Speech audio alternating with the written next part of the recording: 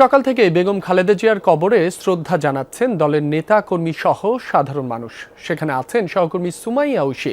তার কাছ থেকে সবশেষ পরিস্থিতি জানব। ঐশী, দলীয় নেতাকর্মী ও সাধারণ মানুষের উপস্থিতি এখন কেমন দেখছেন? সার্বিক পরিস্থিতি জানাবেন। রাবি, আজকে সারাদিন ধরে আসলে প্রচুর নেতাকর্মী এবং সাধারণ মানুষের আনাগোনা ছিল জিয়া উদ্যানে, এবং জিয়াউর রহমান এবং খালেদা জিয়ার মাজারকে ঘিরে আসলে মানুষের ভীষণ রকম ভিড় আমরা দেখতে পেয়েছি।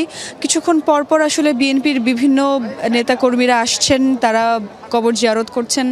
সেই সঙ্গে কিন্তু প্রচুর সাধারণ মানুষকেও আমরা দেখেছি, যারা বিকেলের পর থেকে বা বিকেলের আগে থেকেই আসলে এখানে আসা শুরু করেছেন। যদিও গতকাল থেকে যখন খুলে দেওয়া হয়েছে জনসাধারণের জন্য, তখন থেকেই মানুষের ঢল দেখা গেছে এখানে।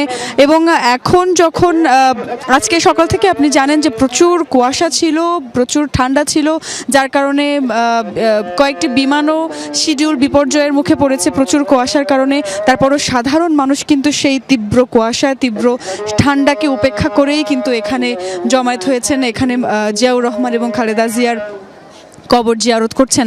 এখানে মাজারের ঠিক উল্টো পাশে একটা তাঁবু স্থাপন করা হয়েছে, আমরা দেখতে পেয়েছি। সেখান থেকে সার্বক্ষণিক কোরআন তেলাওয়াত হচ্ছে। একই সঙ্গে যারা এখানে আসছেন তারা দুহাত তুলে ফরিয়াদ করছেন বেগম খালেদা জিয়া এবং জিয়াউর রহমানের কবরে। প্রচুর ফুলেল শুভেচ্ছা জানাচ্ছেন নেতাকর্মীরা, জনসাধারণ অনেকেই এসেছেন তাদের পরিবার নিয়ে, সন্তান নিয়ে, ছোট শিশুদেরকে নিয়েও এসেছেন। আসলে একটা ঐতিহাসিক সময়ের মধ্যে দিয়ে বাংলাদেশ পার করছে। একটির পর একটি ঐতিহাসিক ঘটনা বা ইতিহাসে, ভবিষ্যৎ ইতিহাসে স্বর্ণাক্ষরে লিখে রাখার মতো একটি বছর ছিল 2025। তবে 2025-এর একদম শেষ সময়টা আসলে ভীষণ একটি মন ভাঙা, একটা কষ্টকর সময়ের মুখোমুখি হয়েছে বাংলাদেশ। কারণ যে সময়টা আসলে বিএনপি বা বাংলাদেশের মানুষের জন্য একটি সুখের সময়ের সূচনা হতে পারত, ঠিক সেই সময়টাতেই আসলে বেগম খালেদা জিয়ার এই প্রয়াণ মানুষের মনে একটি দাগ কেটে গেছে। তবে বেগম খালেদা জিয়ার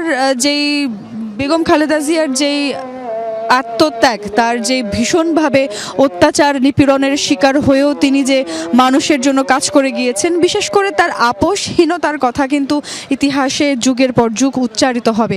কারণ বেগম খালেদা জিয়ার এই আপোষহীনতায় বিএনপি নেতাকর্মীদের ভীষণভাবে মনোবল ধরে রাখার কাজ করেছে একটি সময়ে। কারণ আপনি জানেন, একটি সময়ে কিন্তু বিরোধী দলকে দমানোর জন্য নানান রকম পন্থা প্রয়োগ করা হয়েছিল তৎকালীন সরকারের পক্ষ থেকে। সেই জায়গায় কিন্তু বেগম খালেদা জিয়ার প্রচণ্ড আপোষহীনতা এবং তার দলকে একসঙ্গে ধরে রাখার যেই ভীষণ প্রচেষ্টা, সেটির কারণেই আজকে বিএনপি কিন্তু শক্ত অবস্থান নিজেদের ধরে রাখতে পেরেছে। এবং এর পরেই যখন কথা ছিল সেই যে দুঃসময়ের সঙ্গী, দুঃসময়ের অভিভাবক, তাকে যখন যথাযোগ্য সম্মানের